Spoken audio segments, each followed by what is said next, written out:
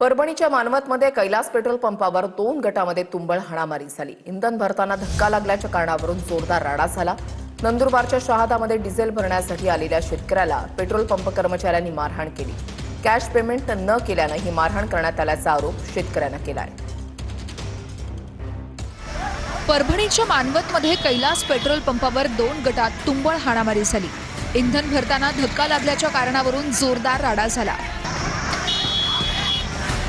Plastic can लाकडी दांड्यानं एकमेकांना मारहाण करण्यात आली। मारहाण करणाऱ्या तिघांविरोधात गुन्हाही दाखल करण्यात आलाय।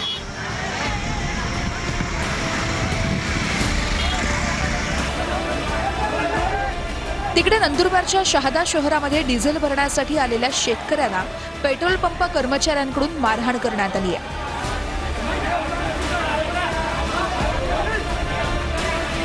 कॅश पेमेंट न केल्यानं ही मारहाण करण्यात आल्याचा आरोप शेतकऱ्यानं केलाय। शेतकऱ्याला मारहाण करतानाचा व्हिडिओ सोशल मीडियावर मोठ्या प्रमाणात व्हायरल झालाय।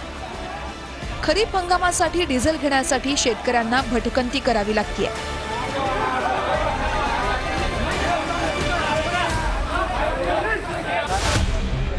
परभणी शहरातल्या गंगाखेड रोडवर असलेल्या श्री पेट्रोलियम पंपावर गोंधळ झाला। अँब्युलन्सला डिझेल न मिळाल्यानं हा गोंधळ झाल्याची माहिती आहे। डिझेल शिल्लक नसल्याचं सांगितल्यानंतरही अँब्युलन्स चालकानं डिझेल मागितल्याचं पेट्रोल पंप चालकांचं म्हणणं आहे।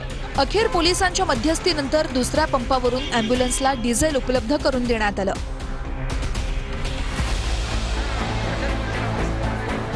हिंगोलीच्या कळमनुरीमध्ये पेट्रोल आणि डिझेल मिळवण्यासाठी वाहन चालकांना मोठी कसरत करावी लागली आहे। बोल्डा फाटा भागातल्या राजर्षी शाहू पेट्रोल पंपावर वाहन चालकांनी पहाटे 4 वाजल्यापासून रांगा लावल्या होत्या। रांगेत सर्वाधिक संख्या ट्रॅक्टरची दिसून आली।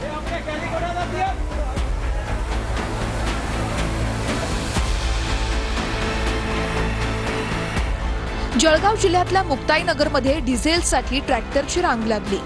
पंप चालकांनी कॅनमध्ये डिझेल देणं बंद केल्यानं ट्रॅक्टरची रांग लागल्याचं पाहायला मिळालं।